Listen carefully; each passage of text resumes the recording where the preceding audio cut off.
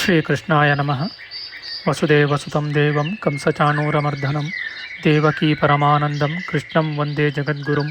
ಬ್ರಹ್ಮಸ್ಥಾನ ಸರೋಜ ಮಧ್ಯವಿಲಸಚ್ಛೀತಾಂಶು ಪೀಠಸ್ಥಿತಂ ಸ್ಫೂರ್ಜತ್ಸೂರ್ಯರುಚಿಂ ವರಾಭಯಕರಂ ಕರ್ಪೂರಕುಂದೋಜ್ವಲಂ ಶ್ವೇತಸ್ರಗ್ವಸನಾನುಲೇಪನಯುತಂ ವಿದ್ಯುದ್ರುಚಾ ಕಾಂತಯ ಸಂಶ್ಲಿಷ್ಟಾರ್ಧತನುಂ ಪ್ರಸನ್ನವದನಂ ವಂದೇ ಗುರುಂ ಸಾದರಂ. ಶ್ರೀಗುರುಭ್ಯೋ ನಮಃ. ಲಂಬೋದರಂ ಪರಮಸುಂದರಮೇಕದಂತಂ ರಕ್ತಾಂಬರಂ ತ್ರಿನಯನಂ ಪರಮಂ ಪವಿತ್ರಂ ಉದ್ಯದ್ದಿವಾಕರಕರೋಜ್ವಲಕಾಯಕಾಂತಂ ವಿಘ್ನೇಶ್ವರಂ ಸಕಲವಿಘ್ನಹರಂ ನಮಾಮಿ. ತ್ವಾಂ ದೇವ ವಿಘ್ನದಲನೇತಿ ಚ ಸುಂದರೇತಿ ಭಕ್ತಿಪ್ರಿಯೇತಿ ಸುಖದೇತಿ ಫಲಪ್ರದೇತಿ ವಿದ್ಯಾಪ್ರದೇತ್ಯಗಹರೇತಿ ಚ ಯೇ ಸ್ತುವಂತಿ ತೇಭ್ಯೋ ಗಣೇಶವರದೋ ಭವ ನಿತ್ಯಮೇವ. ಶ್ರೀಮಹಾಗಣಪತಯೇ ನಮಃ. ಯಾ ಕುಂದೇಂದು ತುಷಾರಹಾರಧವಳಾ ಯಾ ಶುಭ್ರವಸ್ತ್ರಾವೃತಾ ಯಾ ವೀಣಾ ವರದಂಡಮಂಡಿತಕರ ಯಾ ಶ್ವೇತಪದ್ಮಾಸನ ಯಾ ಬ್ರಹ್ಮಾಚ್ಯುತಶಂಕರ ಪ್ರಭೃತಿಭಿರ್ದೇವೈ ಸದಾ ವಂದಿತಾ ಸಾ ಮಾಂ ಪಾತು ಸರಸ್ವತೀ ಭಗವತೀ ನಿಶೇಷಜಾಡ್ಯಾಪಃ. ಶ್ರೀ ಸರಸ್ವತ್ಯೇ ನಮಃ.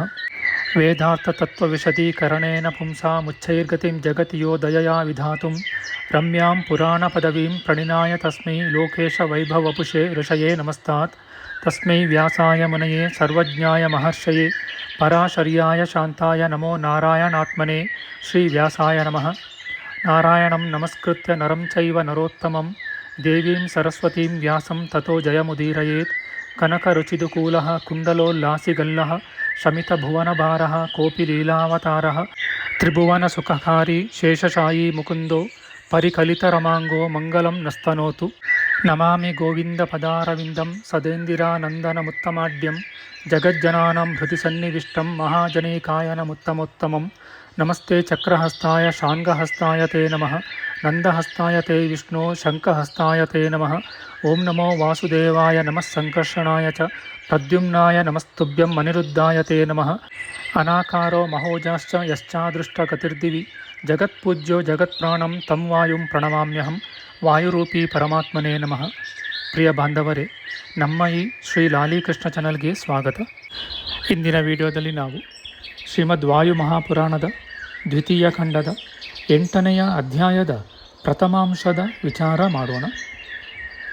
ಈ ಅಧ್ಯಾಯದಲ್ಲಿ ಕಶ್ಯಪ ಮುನಿಯ ವಂಶವರ್ಣನೆ, ಗಂಧರ್ವಾದಿ ವೃಕ್ಷ ವೀರುದಗಳು, ಗರುಡಾದಿ ದೇವತೆಗಳು, ಛಂದಸ್ಸುಗಳು, ಸುಪರ್ಣಗಳು, ವಾಸುಕಿ ಶೇಷಾದಿ ನಾಗಗಳು, ಐರಾವತಾದಿ ದಿಗ್ಗಜಗಳು, ಪಿಶಾಚಗಳು, ಸಂಪಾತ್ಯಾದಿ ಪಕ್ಷಿಗಳು, ಗಂಗಾದ್ಯನೇಕ ನದಿಗಳು, ಚಂಪಕಾದಿ ವೃಕ್ಷಗಳು ಇವೇ ಮೊದಲಾದ ಬ್ರಹ್ಮದೇವನಿಂದಾದ ಸೃಷ್ಟಿವರ್ಣನೆಯ ವಿಚಾರ ಮಾಡೋಣ.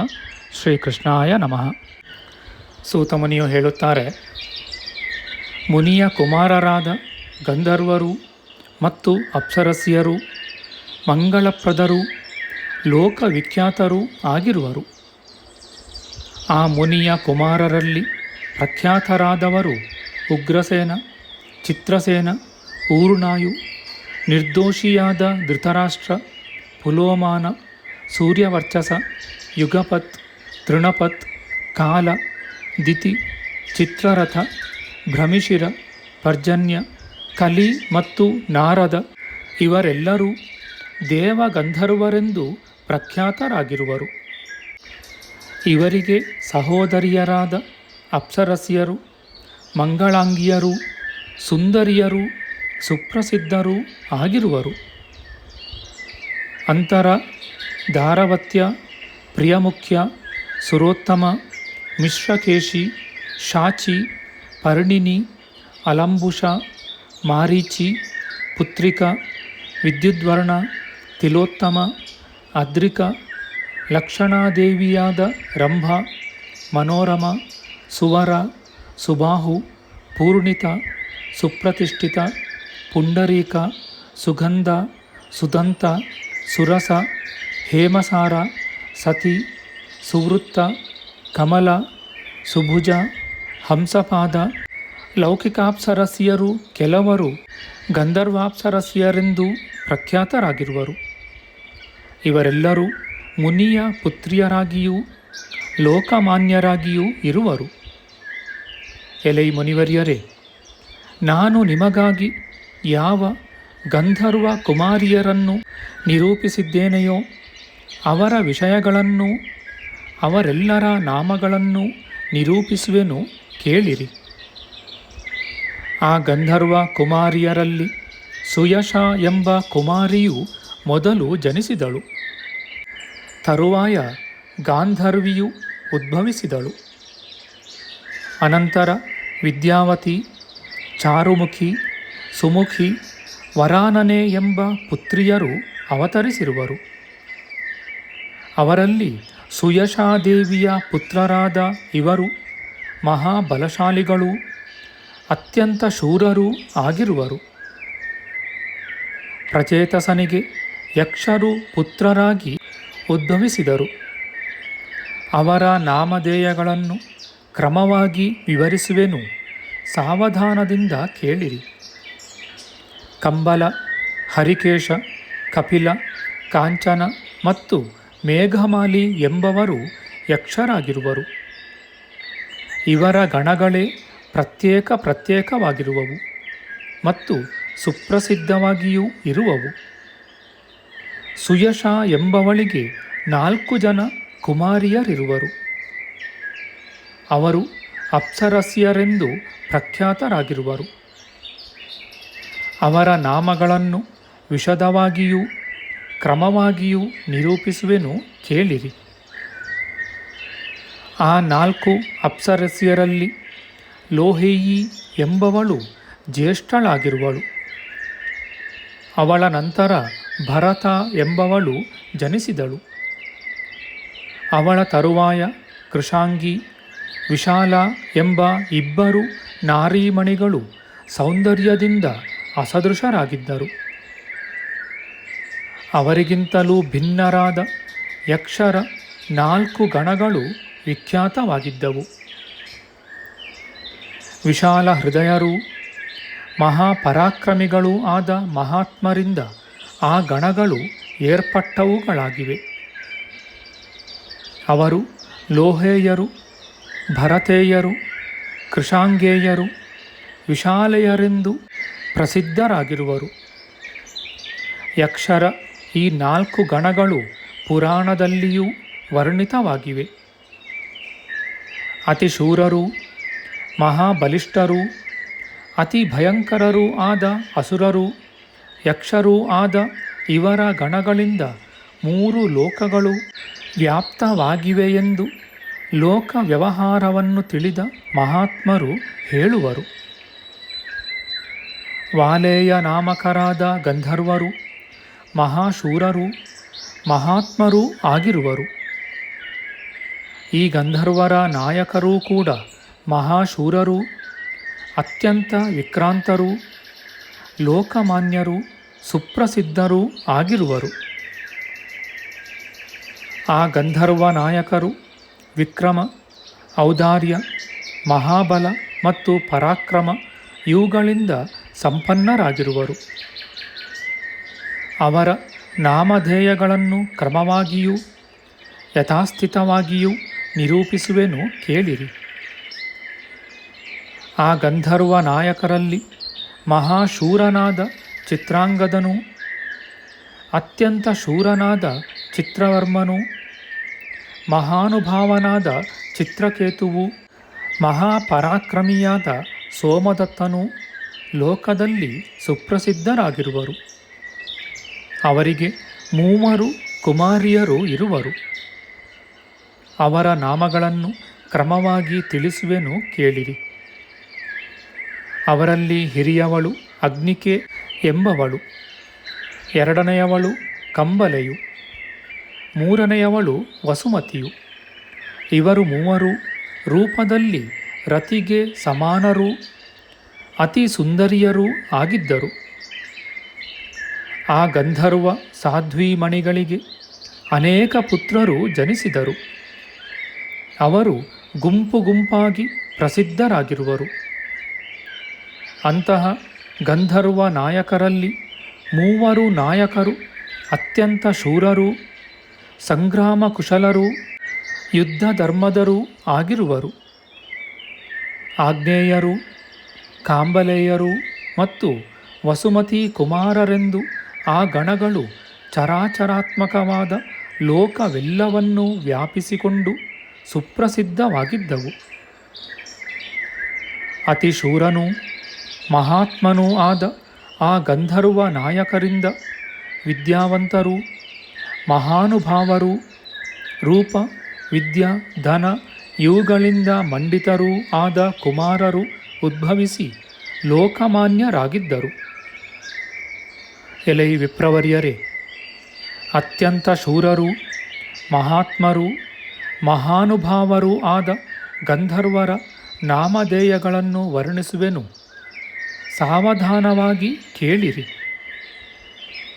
ಆ ಗಂಧರ್ವರಲ್ಲಿ ಹಿರಣ್ಯಲೋಮ, ಕಪಿಲ, ಸುಲೋಮ, ಮಾಗಧ, ಚಂದ್ರಕೇತು, ಗಾಂಗ, ಗೋದ, ಮಹಾಬಲ ಎಂಬ ಇವರು ಪ್ರಮುಖರಾಗಿಯೂ ಸುಪ್ರಸಿದ್ಧರಾಗಿಯೂ ಇರುವರು. ಅವರೆಲ್ಲರೂ ಮಹಾವಿದ್ಯೆಗಳಿಂದ ಅಲಂಕೃತರೂ ಲೋಕವಿಖ್ಯಾತರೂ ಮಹಾತಪಸ್ವಿಗಳೂ ಆಗಿರುವರು. ಅವರ ಗಣಗಳು ಪ್ರತ್ಯೇಕವಾಗಿಯೂ ಪ್ರಸಿದ್ಧವಾಗಿಯೂ ಇರುವವು ಮತ್ತು ಇಬ್ಬರು ಕನ್ನಿಕೆಯರು ಸುಪ್ರಸಿದ್ಧರಾಗಿರುವರು. ಶಿವ, ಸುಮನಸ್ಸೆಂಬ ಇಬ್ಬರು ಮಹಾತ್ಮರು ಅವತರಿಸಿದರು. ಮಹಾತ್ಮರಾದ ವಿಶ್ರವಸನಿಂದ ವಿದ್ಯಾವಂತರಾದ ಮಹಾತ್ಮರು ಅನೇಕರು ಜನಿಸಿದರು. ತರುವಾಯ ಶೈವೇಯರು ವಿಕ್ರಾಂತರಾಗಿರುವರು. ಸೌಮನಸರು ಸುಪ್ರಸಿದ್ಧರಾಗಿರುವರು. ಈ ಮೂರು ವಿದ್ಯಾಧರ ಗಣಗಳಿಂದ ಚರಾಚರಾತ್ಮಕವಾದ ಲೋಕವೆಲ್ಲವೂ ವ್ಯಾಪ್ತವಾಗಿದೆ. ಇವರಿಂದ ಅಂಬರಚಾರಿಗಳಾದ ವಿದ್ಯಾಧರರ ಅಸಂಖ್ಯಾತವಾದ ಗುಂಪುಗಳು ಲೋಕವಿಖ್ಯಾತವಾಗಿರುತ್ತವೆ. ಆ ವಿದ್ಯಾಧರರ ಗಣಗಳು ನೂರಾರು ಸುಪ್ರಸಿದ್ಧಗಳಾಗಿವೆ. ಮಹಾಪರಾಕ್ರಮಿಗಳಾದ ಅಂತಹ ಮಹಾತ್ಮರಿಂದ ಅಶ್ವಮುಖಿಗಳೂ ಅಸಂಖ್ಯಾತರೂ ಆದ ಕಿನ್ನರರು ಅವತರಿಸಿದರು. ಅವರ ನಾಮಧೇಯಗಳನ್ನು ಕ್ರಮವಾಗಿ ನಿರೂಪಿಸುವೆನು, ಕೇಳಿರಿ. ಮಹಾತ್ಮರಾದ ಕಿನ್ನರರ ಗಣವು ಯಾವುವೆಂದರೆ ಸಮುದ್ರ, ಸೇನ, ಕಾಲಿಂದ, ಮಹಾನೇತ್ರ, ಮಹಾಬಲ, ಸುವರ್ಣಘೋಷ, ಸುಗ್ರೀವ, ವೀರ್ಯವಂತನಾದ ಮಹಾಘೋಷ ಇವೇ ಮೊದಲಾದ ಕಿನ್ನರರ ಗಣಗಳು ಸುಪ್ರಸಿದ್ಧಗಳಾಗಿವೆಯೆಂದು ಪಂಡಿತರು ವರ್ಣಿಸುವರು. ಹೀಗೆ ಮಹಾತ್ಮರಾದ ಕಿನ್ನರರ ಗುಂಪು ಸುಪ್ರಸಿದ್ಧವಾಗಿದೆ. ಈ ಮಹಾತ್ಮರು ಅಶ್ವಮುಖಿಗಳಾಗಿಯೂ ಲೋಕಮಾನ್ಯರಾಗಿಯೂ ಗಾಯಕರಾಗಿಯೂ ಇರುವರು.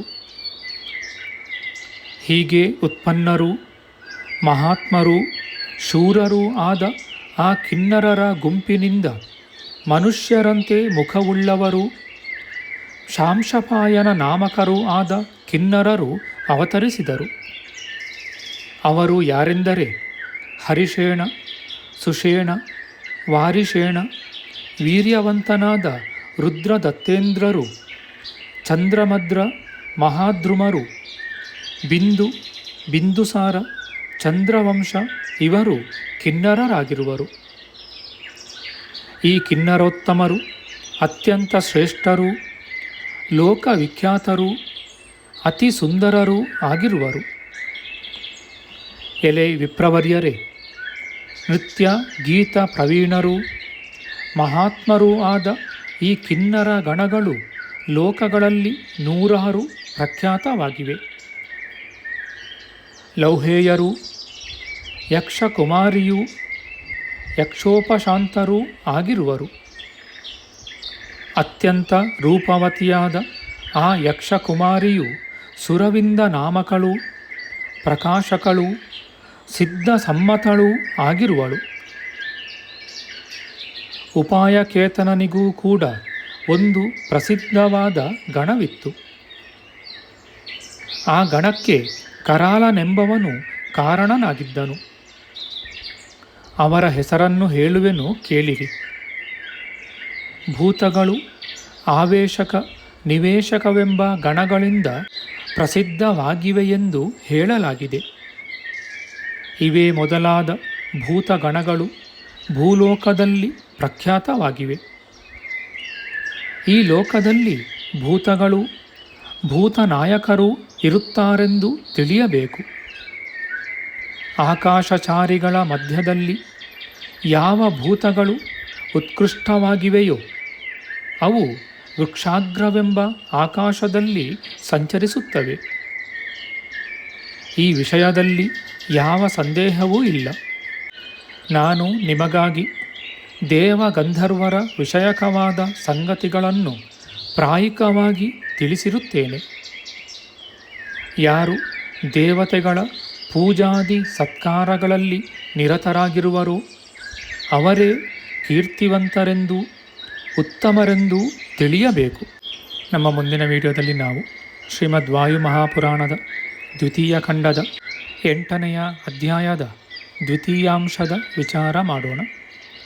ಆಧ್ಯಾತ್ಮಿಕ ಚರ್ಚೆ ಮತ್ತು ವಿಚಾರ ವಿನಿಮಯಕ್ಕಾಗಿ ಶುರು ಮಾಡಿದ ಈ ಚಾನಲ್ನಲ್ಲಿ ನಾವು ಅಪ್ಲೋಡ್ ಮಾಡುವ ಎಲ್ಲ ವಿಡಿಯೋಗಳನ್ನು ಸಂಪೂರ್ಣವಾಗಿ ನೋಡಿ ನಿಮ್ಮ ಸಲಹೆಗಳನ್ನು ಕಮೆಂಟ್ ಬಾಕ್ಸ್ನಲ್ಲಿ ಬರೆಯಿರಿ. ಈ ಚಾನಲ್ಗೆ ಸಬ್ಸ್ಕ್ರೈಬ್ ಮಾಡಿ ಹಾಗೂ ಬೆಲ್ ಬಟನ್ ಒತ್ತಿ ನಾವು ಹಾಕುವ ಎಲ್ಲ ವಿಡಿಯೋಗಳನ್ನು ನೋಡಿ ಪ್ರೋತ್ಸಾಹಿಸಿ. ಕೃಷ್ಣಂ ನಾರಾಯಣಂ ವಂದೇ ಕೃಷ್ಣಂ ವಂದೇ ವ್ರಜಪ್ರಿಯಂ ಕೃಷ್ಣಂ ದ್ವೈಪಾಯನಂ ವಂದೇ ಕೃಷ್ಣಂ ವಂದೇ ಪೃಥಾಸುತಂ ಶ್ರೀಕೃಷ್ಣಾಯ ನಮಃ.